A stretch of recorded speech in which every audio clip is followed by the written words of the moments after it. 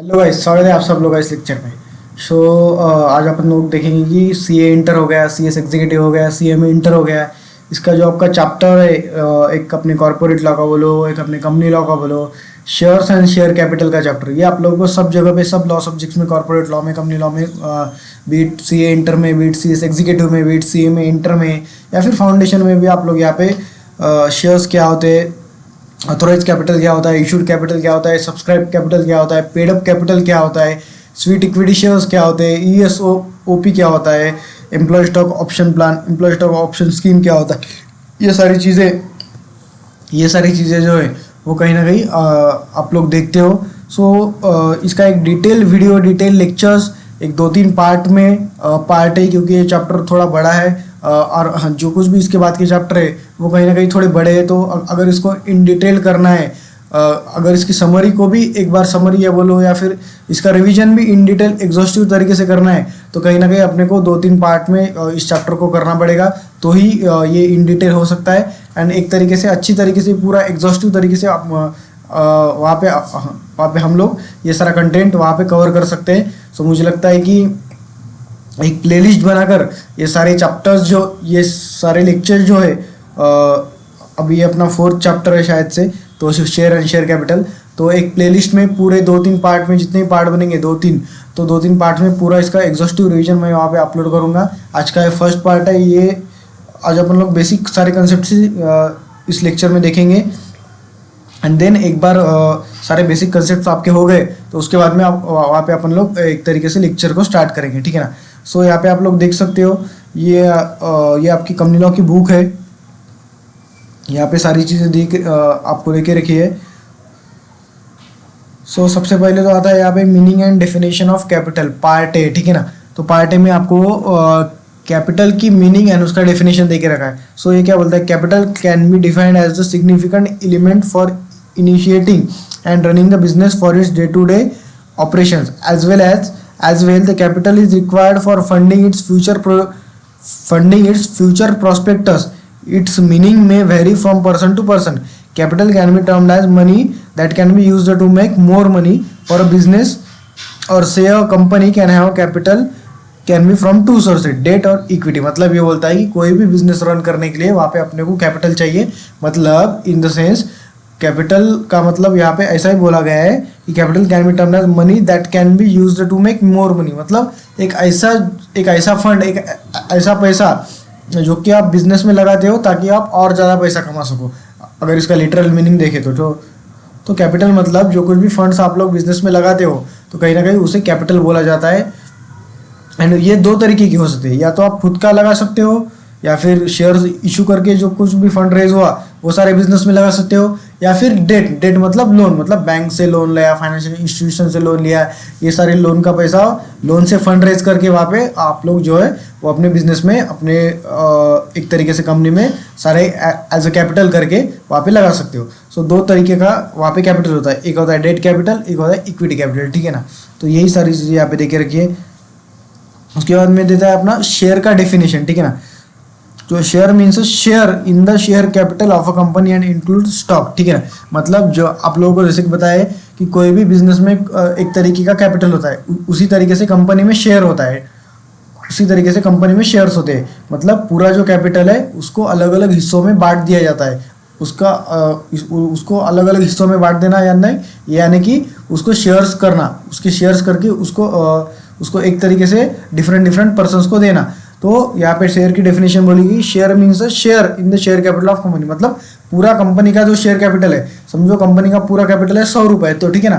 तो 100 में से समझो 100 में से पूरा 100 रुपये का कैपिटल 10 जनों के पास है, हर एक के पास 10 रुपये है, ठीक है ना। तो एक तरीके का जो भी बंदे के पास 10 रुपये का वो पूरे कंपनी का कैपिटल है, तो कहीं ना कहीं उसके पास वो पूरे शेयर कैपिटल का एक शेयर है, एक हिस्सा है, ठीक है ना। तो इसे यही इसका मीनिंग है। Share means share in the share capital of a company and into stock. मतलब पूरे कंपनी के शेयर कैपिटल में का एक शेयर, एक हिस्सा को अपन बोलेंगे शेयर्स, ठीक है ना। तो यही सारी चीजें यहाँ पे देखे रखिए, आप लोग देख सकते हो। Section 44 of the companies act 2013 provides that a share और डिबेंचर और other interest of any member in a company is a movable property transferable in the manner provided by the articles of the company. According to section 45 of the Companies Act 2013, every share in the company having a share capital shall be distinguished by its distinctive number, but this provision shall not apply to a share held by person whose name is entered as holder of beneficial interest in such share in the records of depository. मतलब जो कुछ भी shares है वो articles of association, जो कुछ भी company के इंटरनल रूल्स एंड रेगुलेशंस रहते हैं, कहीं ना कहीं उसके हिसाब से ट्रांसफर किए जा सकते हैं, ऐसा अपने को सेक्शन 44 बोलता है। उसके बाद में section 45, every share in a company having a share capital shall be distinguished by it's distinctive number. मतलब जो कुछ भी शेयर्स है, अगर कंपनी के पास 100 शेयर्स है तो कहीं ना कहीं हर एक शेयर को डिस्टिंक्टिव नंबर होना चाहिए। मतलब share number 1, share number 2, share number 3। मतलब 10 बंदों ने अगर 100 शेयर होल्ड करके रखे, ईच ऑफ 10, तो कहीं ना कहीं अगर वहाँ पे मिस्टर ए के पास 10 शेयर्स है तो कहीं ना कहीं डिस्टिंक्टिव नंबर ए से 10 तक के शेयर्स ए के पास है, 11 से 20 तक के शेयर्स वहाँ पे अपने बी के पास है, उसके बाद 21 से 30 तक के शेयर सी के पास है, 31 से 40 तक के शेयर डी के पास है, उसके बाद में 41 से 50 तक के शेयर वहाँ पे अपने ई के पास है। तो ऐसा डिस्टिंक्टिव नंबर हर एक शेयर को वहाँ पे होना चाहिए। But this provision shall not apply to a share held by the person whose name is entered as a holder of beneficial interest in the share in such share in the records of depository. मतलब depository के मतलब अपने depository का जो भी records है उनके records में अगर कोई बंदा बेनिफिशियल ओनर वहाँ पे है, मतलब बेनिफिशियल इंटरेस्ट मतलब वो शेयर्स किसी और ने परचेस किए, बट उसमें से जो कुछ भी मिलने वाला बेनिफिट है, उसमें से जो कुछ भी on the sale of share जो कुछ भी बेनिफिट मिलेगा, जो कुछ भी उसमें से डिविडेंड मिलेगा, वो कहीं ना कहीं किसी और बंदे के पास जाने वाला है। तो जिस बंदे के पास वो जाने वाला है उसे कहा जाता है बेनिफिशियल ओनर, ठीक है ना। मतलब वो शेयर से जो कुछ भी बेनिफिट होने वाला है और वो सारा बेनिफिट जिसके पास जाता है उसे कहा जाता है बेनिफिशियल ओनर, ठीक है ना। तो बेनिफिशियल ओनर के केस में ये क्लॉज वहाँ पे, ये सेक्शन वहाँ पे अप्लाई नहीं होगा, ऐसा यहाँ पे बोला गया है, ठीक है ना। उसके बाद में आता है डेफिनेशन, उसके बाद में आता है defining the classes of share capital under the companies act 2013। तो शेयर कैपिटल के टाइप्स क्या है, एक तरीके की यहाँ पे आप लोगों को देखे रखा है, आप लोग देख सकते हो। सबसे पहले होता है नॉमिनल, ऑथोराइज और रजिस्टर्ड कैपिटल, जिसको कि अपन बोलते हैं ऑथोराइज कैपिटल, ठीक है ना। उसके बाद में आता है इशूड कैपिटल, उसके बाद में आता है सब्सक्राइब्ड कैपिटल, उसके बाद में आता है कॉल्ड अप कैपिटल, उसके बाद में आता है पेड अप शेयर कैपिटल। तो एक एक करके ये सारी चीज़ें यहाँ पे अपन लोग देखते हैं।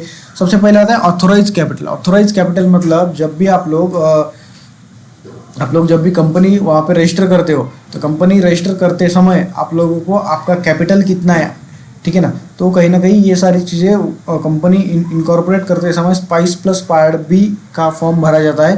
तो वो फॉर्म में आपको वहाँ पे मेंशन करना रहता है कि आपका कंपनी का कैपिटल वहाँ पे कितना है। समझो आपका कंपनी का कैपिटल है 1 लाख रुपये, मतलब 10,000 शेयर्स है इंटू 10 रुपये का एक शेयर है, ठीक है ना। 10,000 शेयर्स इंटू 10 रुपीज़ का 1 शेयर, मतलब 1 लाख रुपए का आपका कैपिटल है। 1 लाख रुपए का आपका कैपिटल आप लोगों ने ऑथोराइज कैपिटल बोल के लिया, ठीक है ना। मतलब आप मैक्सिमम 10,000 शेयर्स ही अभी इशू कर सकते हो। वो ऑथोराइज लिमिट है, जो कुछ भी आपको सेंट्रल गवर्नमेंट ने या फिर रजिस्टर ऑफ या फिर आपकी ROC ने वहाँ पे आप लोगों को दी है। आपकी जो भी एक लिमिट है, जितनी भी लिमिट आपने लेके रखी है जितने भी शेयर्स की, मतलब आपका ऑथोराइज कैपिटल अगर वहाँ पे 1 लाख है, मतलब 10,000 shares into nominal value face value of 10 rupees each, मतलब 1 लाख रुपए। मतलब इतनी मैक्सिमम शेयर्स है, इतना मैक्सिमम कैपिटल है जो कि आप लोग इशू कर सकते हो। अगर आपको 10,000 से ज़्यादा शेयर वहाँ पे इशू करने हैं या फिर 1 लाख से ज़्यादा कैपिटल वहाँ पे अगर अपने को वहाँ पे बढ़ाना है तो कहीं ना कहीं पहले ऑथोराइज कैपिटल की जो आपकी 1 लाख की लिमिट है, कहीं ना कहीं वो लिमिट को बढ़ाना पड़ेगा। अगर इसको 1 लाख से 2 लाख करना है, मतलब वहाँ पे 10,000 शेयर्स इंटू 10 है, उसको 20,000 शेयर्स इंटू 10 करना है, तो कहीं ना कहीं आपको वो शेयर्स की लिमिट जो है, कहीं ना कहीं वो ऑथोराइज कैपिटल जो शेयर्स के लिए आप ऑथोराइज किए गए हो, जितना आपको गवर्नमेंट से ऑथोराइजेशन मिला है, तो कहीं ना कहीं उस लिमिट को आपको बढ़ाना पड़ेगा। देन उसके बाद में आप लोगों को शेयर इशू कर सकते हो। सो ऑथोराइज कैपिटल बोले तो maximum limit up to which you can issue shares to the public, ठीक है ना। जो कुछ भी आपकी मैक्सिमम शेयर्स इशू करने की लिमिट है, जो कुछ भी मैक्सिमम लिमिट आप लोगों ने वहाँ पे एक तरीके से ROC से लेके रखी है, जो कुछ भी मैक्सिमम शेयर्स मैक्सिमम कैपिटल आप लोगों को इशू कर सकते हो, तो कहीं ना कहीं उसे कहा जाता है ऑथोराइज्ड कैपिटल, ठीक है ना। उसके बाद में आता है इशूड कैपिटल। इशूड कैपिटल बोले तो अगर मैक्सिमम अगर आपका ऑथोराइज कैपिटल है 1 लाख रुपए, मतलब 10,000 शेयर्स इंटू 10 रुपीज़ का एक share is equal to 1 lakh, ठीक है ना। तो इसमें से आप लोगों ने ये आपकी 10,000 आपकी लिमिट है, इस ये आपको गवर्नमेंट ने वहाँ पे आरओसी ने ऑथोराइज करके रखा है कि आप भैया आप लोग जब कंपनी का बिजनेस करोगे तो कहीं ना कहीं आप लोग 10,000 शेयर्स मैक्सिमम उस जगह पे इशू कर सकते हो, या फिर उस मैक्सिमम 10,000 इशू कर सकते हो, या फिर उससे कम करना है तो भी आपकी मर्जी है। अगर 10,000 के ऊपर जाना है तो कहीं ना कहीं फिर से वो लिमिट को बढ़ाना पड़ेगा। तो जितना भी ऑथोराइज कैपिटल है उसमें से कितना कैपिटल आप लोगों ने इशू किया, लोगों को इशू किया या फिर अपने शेयर होल्डर्स को किया इशू, ठीक है ना।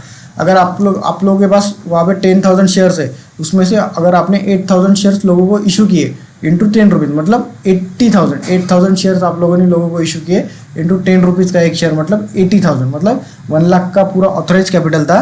1 लाख में से 80,000 रुपीज़ के शेयर्स आप लोगों ने 80,000 रुपीज़ का कैपिटल एक तरीके से लोगों से पैसे लिए वहाँ पे शेयर्स इशू करके, ठीक है ना। तो इसे कहा जाता है इशूड कैपिटल, मतलब जो भी ऑथोराइज कैपिटल की लिमिट है उसमें से कितना कैपिटल आप लोगों ने वहाँ पे मार्केट में इशू किया, लोगों को वो शेयर्स इशू किए, लोगों को वो शेयर्स दिए। तो जितने भी शेयर्स दिए, अगर वहाँ पे आपका 10,000 का ऑथोराइज कैपिटल का ऑथोराइज शेयर्स का लिमिट था, उसमें से 8,000 शेयर्स अगर आप लोगों ने लोगों को दिए, लोगों को इशू किए, तो कहीं ना कहीं 8,000 इंटू 10 रुपीज़ का एक शेयर, मतलब वहाँ पे 80,000 का कहीं ना कहीं आप लोगों का हो गया इशूड कैपिटल। सो ये होता है इशूड कैपिटल, मतलब जितने की मैक्सिमम की आपकी लिमिट है वो हो गया आपका authorise capital. Secondly issued capital बोले तो वो ऑथोराइज कैपिटल में से कितने शेयर्स आप लोगों ने लोगों को इशू किए। समझो 10,000 की पूरे शेयर्स की लिमिट थी, अगर उसमें से 8,000 शेयर्स आप लोगों ने लोगों को इशू किए तो 8,000 रुपीज़ का हो गया आपका इशूड कैपिटल। 8,000 इंटू 10 रुपीज़ का एक शेयर, मतलब 80,000 का हो गया आपका इशूड कैपिटल। उसके बाद में आता है सब्सक्राइब्ड कैपिटल।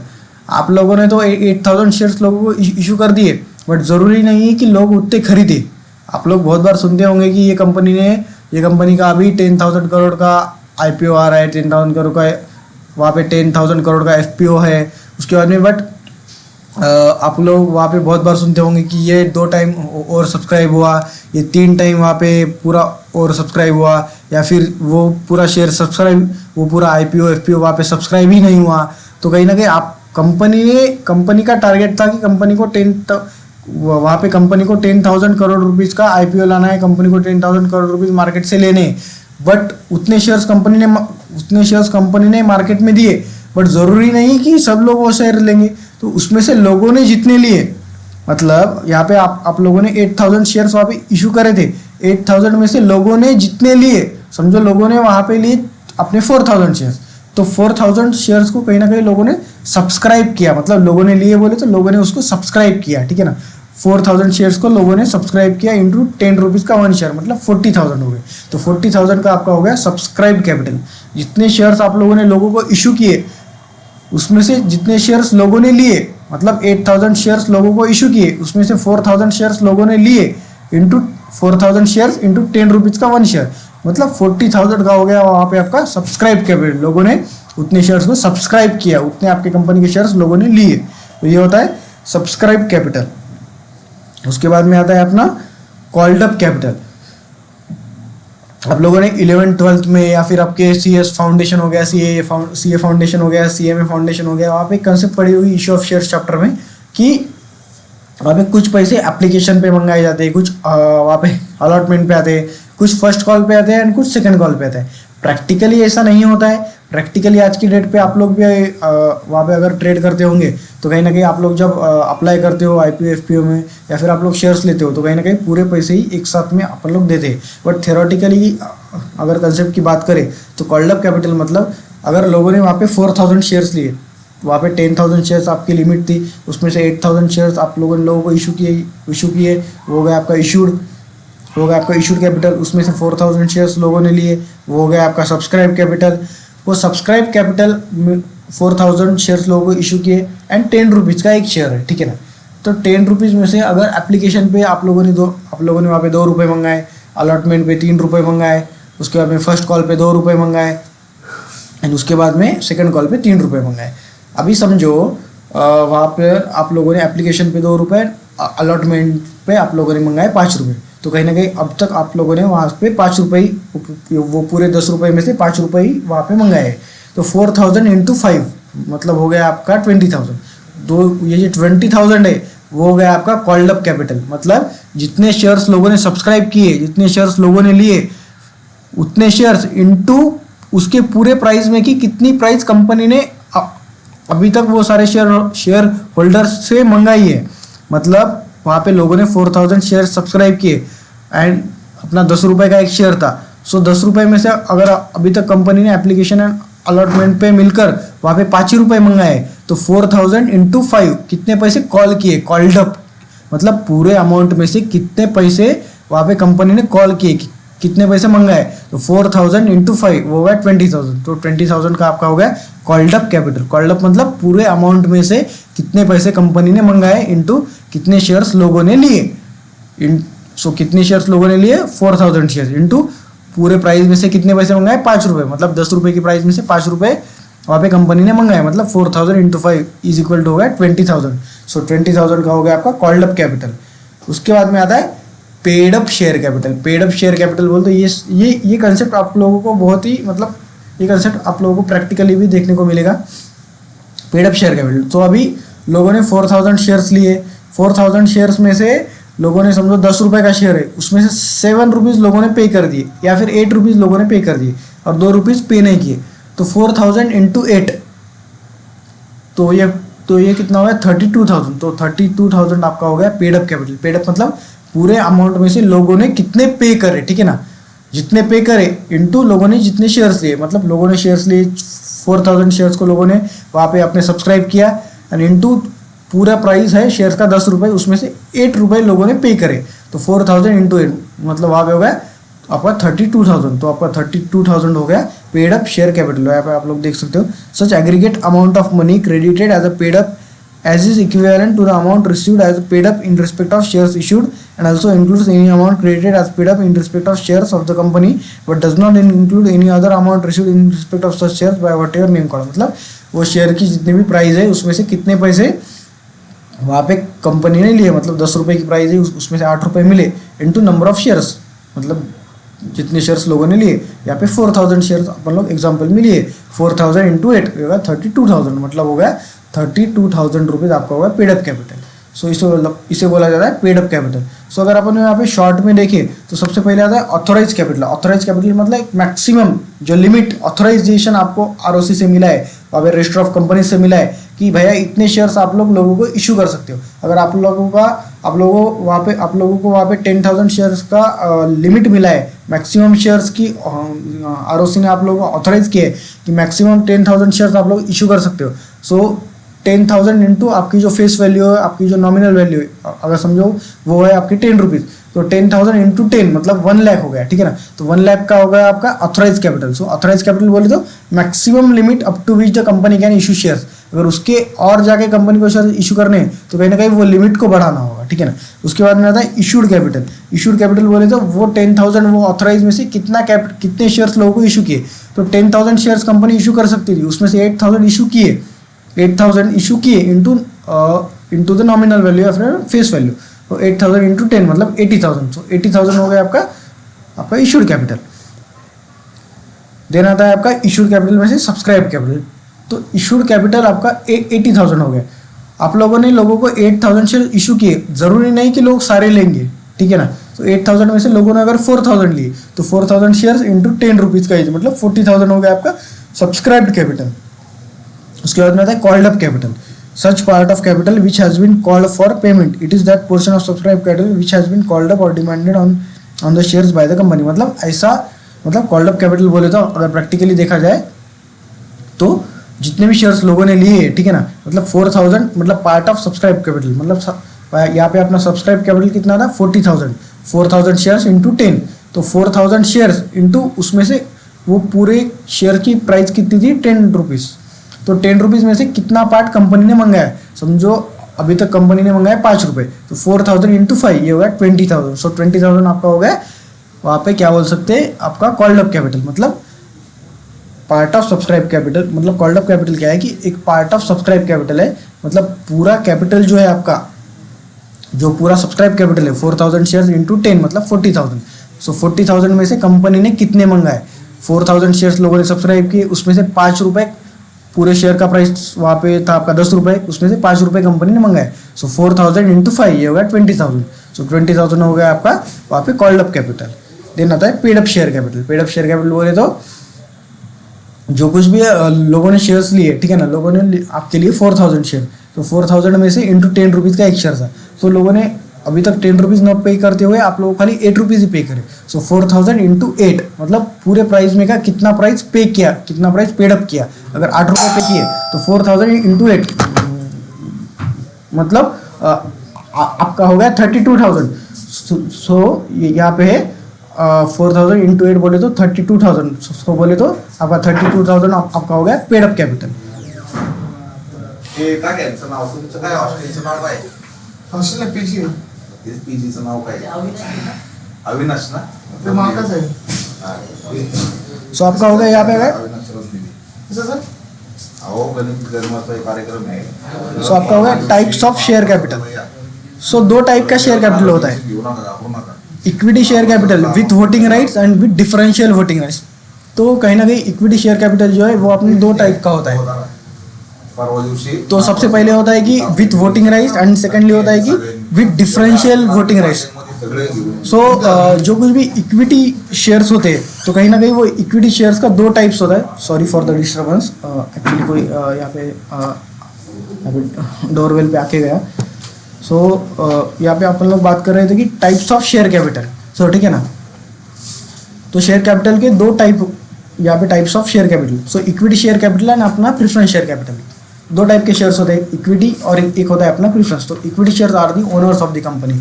सो इक्विटी और प्रेफरेंस में क्या डिफरेंस होता है? सो इक्विटी शेयर होल्डर जो होता है कहीं ना कहीं उसे एट लास्ट पेमेंट किया जाता है, मतलब जो कुछ भी कंपनी का पूरा लाइबिलिटीज पे करने के बाद में जो कुछ भी बचता है वो इक्विटी शेयर होल्डर का होता है।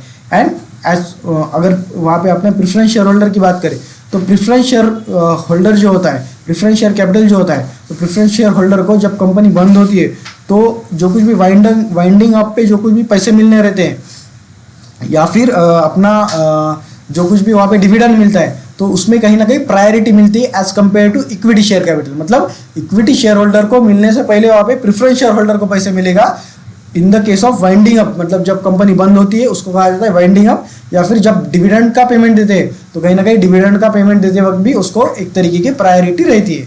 तो कहीं ना कहीं इक्विटी शेयर कैपिटल एंड अपना preference share capital. Equity share capital वहाँ पे 2 टाइप का हो सकता है, with voting right, with differential voting rights. आप लोगों को बताया कि हर इक्विटी शेयर के साथ में कहीं ना कहीं वोटिंग राइट्स आता है, मतलब आप लोग वहाँ पे जनरल मीटिंग में वोट कर सकते हो, ठीक है ना।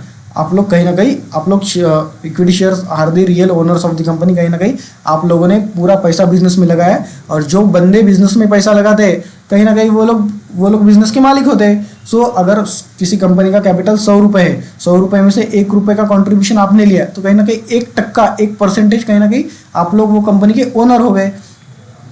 सो जो कुछ भी डिसीजंस कंपनी को लेने होते हैं तो कहीं ना कहीं वो डिसीजंस लेने के लिए जो कुछ भी बिजनेस के ओनर्स है, जो कुछ भी कंपनी के ओनर्स है, उनका अप्रूवल लेना ज़रूरी है। कंपनी एक्ट में जो कोई भी वहाँ पे डिसीजन लेने के लिए वहाँ पे मेंबर्स या फिर शेयर होल्डर्स का अप्रूवल जरूरी है। तो कहीं ना कहीं वो मीटिंग में आप लोग मीटिंग अटेंड करके वही ना कहीं वहाँ पे वोट कर सकते हो। तो कहीं ना कहीं यही है कि equity share capital with voting right, मतलब इक्विटी शेयर कैपिटल एक वोटिंग राइट भी होते हैं और एक होता है कि अपना डिफरेंशियल वोटिंग राइट। मतलब डिफरेंशियल वोटिंग राइट जनरली आप लोग देखते होंगे कि एक शेयर पे 1 वोट, ठीक है ना। तो कहीं ना कहीं डिफरेंशियल वोटिंग राइट मतलब वहाँ पे वोटिंग राइट्स डिफरेंशियल रहते हैं।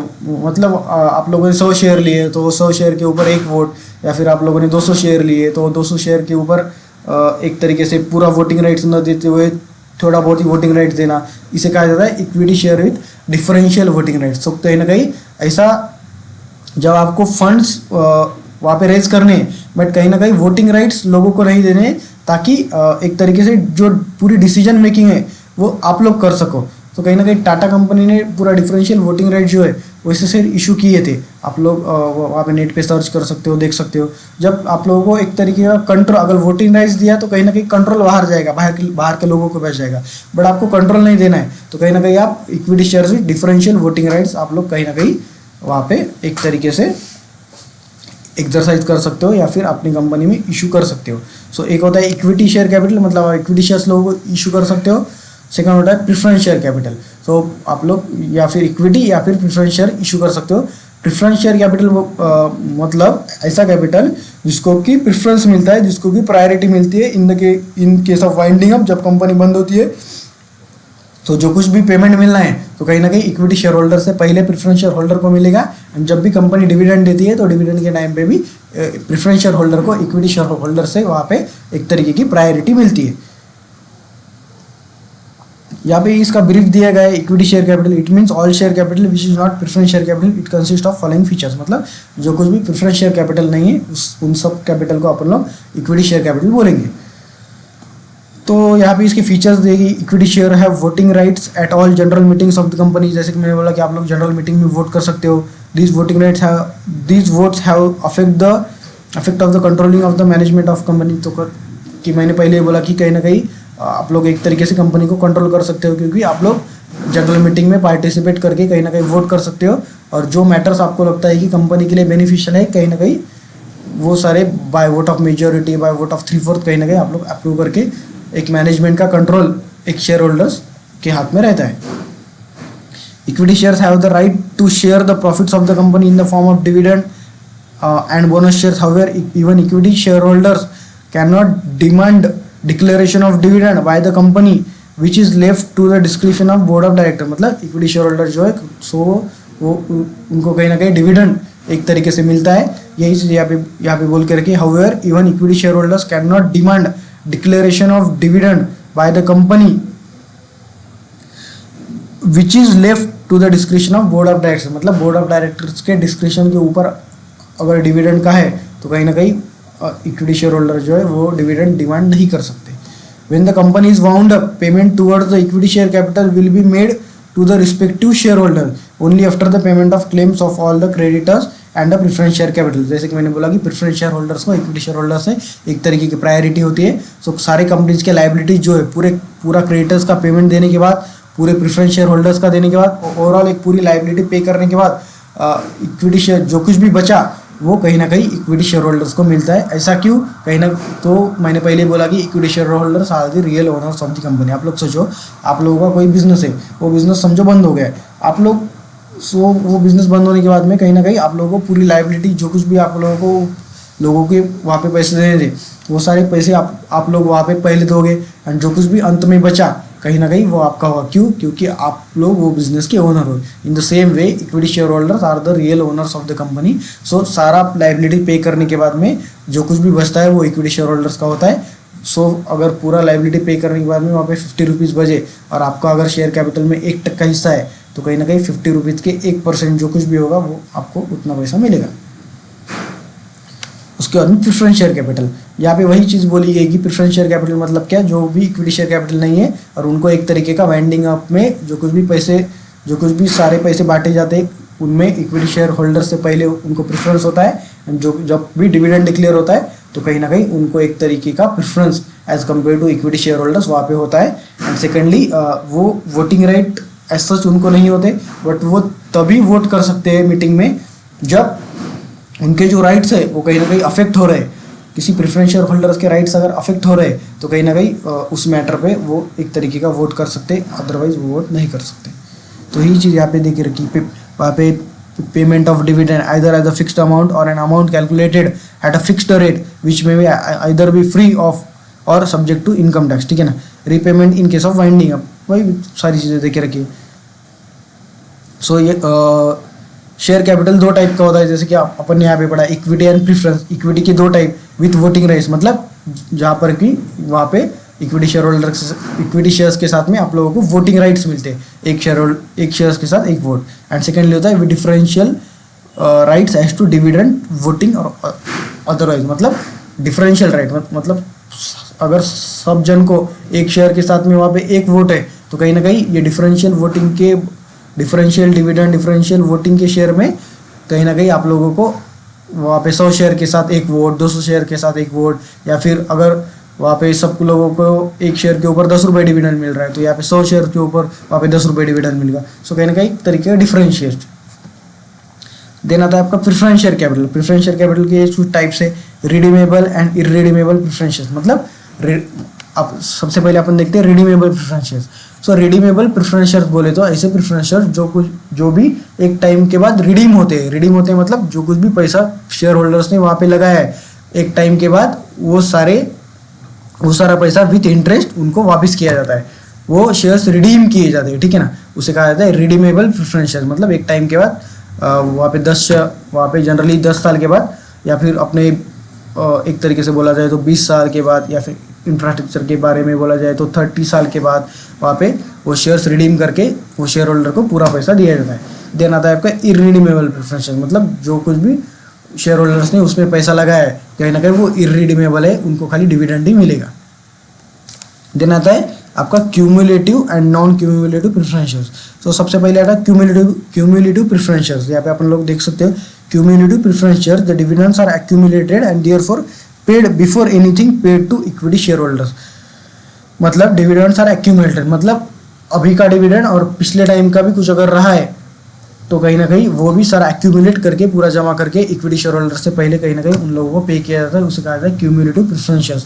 उसके बाद में आता है non cumulative preference share. If the company does not pay dividend in the current year, claim of preference share holders is lost to that extent. मतलब कहीं ना कहीं कंपनी ने अगर इस साल डिविडेंड पे नहीं किया तो कहीं ना कहीं अगर समझो 2023-24 में कंपनी ने वहाँ पे डिविडेंड डिक्लेयर नहीं किया, उसके बाद में 24-25 में किया, तो 23-24 में अगर डिविडेंड डिक्लेयर नहीं किया तो 23-24 का पैसा गया, उसका ऊपर का राइट जो प्रेफरेंस शेयर होल्डर्स का था वो चला गया, वो बाद में नहीं मिलेगा। अभी 24-25 में अगर कंपनी ने डिक्लेयर किया है तो 24-25 का ही मिलेगा, मतलब वो एक्यूमुलेट नहीं होगा।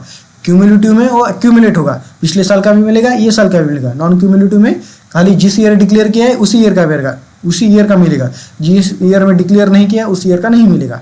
उसके बाद में आता है कन्वर्टिबल एंड नॉन कन्वर्टिबल। मतलब जो प्रेफरेंस शेयर्स इक्विटी शेयर्स में कन्वर्ट होते हैं उसे कहा जाता है कन्वर्टिबल प्रेफरेंस शेयर, और जो इक्विटी शेयर्स में कन्वर्ट नहीं होते उसे कहा जाता है नॉन कन्वर्टिबल प्रेफरेंस शेयर्स।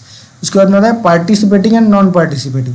मतलब अगर कुछ सरप्लस सबको देने के बाद में अगर कुछ सरप्लस प्रॉफिट बचता है तो वो सरप्लस प्रॉफिट में भी अगर तुम लोग पार्टिसिपेट कर सकते हो तो कहीं ना कहीं उसे कहा जाता है पार्टिसिपेटिंग प्रेफरेंस शेयर।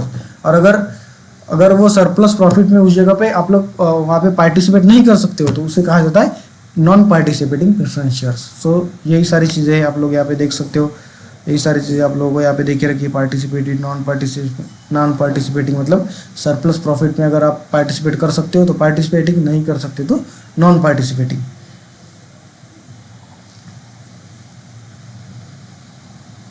सो यही सारी चीज़ें यार, यही सारी चीज़ें यहाँ पे देखे रखी। Voting rights of equity share holders and preference share holders. Voting rights of equity share holders, every member of a company limited by shares, जो कुछ भी कंपनी लिमिटेड बाय शेयर्स रहती है, and holding equity share capital there in shall have right to vote on every resolution placed before the company. मतलब जो कुछ भी resolution company के जनरल मीटिंग में आता है तो उन सब के ऊपर कहीं ना कहीं शेयर होल्डर को वोट करने का अधिकार है, इक्विटी शेयर होल्डर्स को विथ वोटिंग राइट्स वाले। His voting rights on a poll shall be in proportion to his shares in the paid up equity capital of the company। मतलब उसका जो कुछ भी पेड अप इक्विटी कैपिटल है उसके proportion में उसका वोटिंग राइट्स रहेगा। Voting shares of preference share holders, मतलब प्रेफरेंस शेयर होल्डर्स अगर उनके कुछ राइट्स अफेक्ट होते हैं तो ही वहाँ पे वो लोग जो है एक तरीके का वोटिंग का राइट जो है एक्सरसाइज कर सकते हैं। वही सारी चीज़ें यहाँ पे देखे रखिए।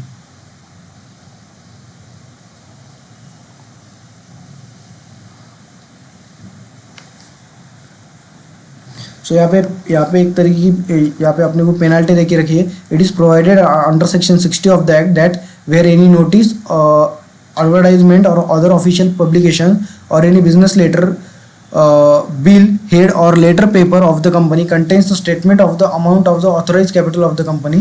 Such notice, advertisement or other official publication or such letter, bill, head or letter paper shall also contain a statement in an equally prominent position and equally conspicuous characters of the amount of the capital which has been subscribed and the amount paid up। ठीक है ना, ये मतलब ये बोलता है कि कोई किसी भी नोटिस, एडवर्टाइजमेंट या फिर ऑफिशियल कोई भी पब्लिकेशन, कोई भी बिजनेस का letter bill head letter paper of the company contains statement of the amount of authorized capital of the company. Such notice, advertisement or the other official publication or such letter, bill head or letter paper shall also contain a statement in an equally prominent position and in equally conspicuous characters of the amount of the capital which has been subscribed and the amount paid up. मतलब amount कि आपका subscribe capital and आपका paid up capital जो है वो सारे आपके जो कुछ भी ऑफिशियल एक तरीके से शेयर कैपिटल के लिए जो कुछ भी सारे लेटर्स बिल या फिर आपके ऑफिशियल पब्लिकेशंस है उसमें एक अच्छी तरीके से जो सबको दिखे सबको नज़र आए ऐसे लेटर्स में वहाँ पे उसको वो सारी चीज़ें मेंशन करनी चाहिए. अगर नहीं किया तो उसके लिए पेनल्टी है. Penalty shall be company shall pay ₹10,000 and every officer in default shall pay ₹5,000 for each default. मतलब कंपनी के लिए वहाँ पे 10,000 पेनल्टी है और अपने एवरी ऑफिसर इन डिफॉल्ट के लिए वहाँ पे ₹5,000 पेनल्टी है. सो यही सारी चीज़ें यहाँ पे देखे रखिए. ये था आपका पार्ट ए. पार्ट बी मैं जल्दी अपलोड करूँगा. इसमें अगर कुछ जब अपन लोग पार्ट बी वहाँ पे रिवाइज करेंगे तो फिर से एक बार पार्ट ए में क्या पढ़ा था वो डेफिनेटली एक बार देखेंगे. So definitely part A part B and 2-3 parts में करके पूरा चैप्टर मैं यहाँ पे अपलोड करूँगा. कुछ भी डाउट्स है आप लोग इसके नीचे कमेंट कीजिए. CACS विद विनीत करके इंस्टाग्राम पेज है, इसके ऊपर मुझे DM कीजिए. मैं डेफिनेटली आपको वहाँ पे रिप्लाई करूँगा. अपने यूट्यूब चैनल विनीत देशपांडे पे वहाँ पे लेक्चर के नीचे कमेंट कीजिए. डेफिनेटली मैं आपको रिप्लाई करूँगा. एंड इसी तरीके से पूरे चैप्टर्स का रिविजन अपन लोग यहाँ पे अपलोड करते जाएंगे. So I hope you like this lecture. Do comment, do follow the channel, do follow the Instagram account, do follow the YouTube channel, do subscribe the YouTube channel. Thank you so much. Bye bye guys.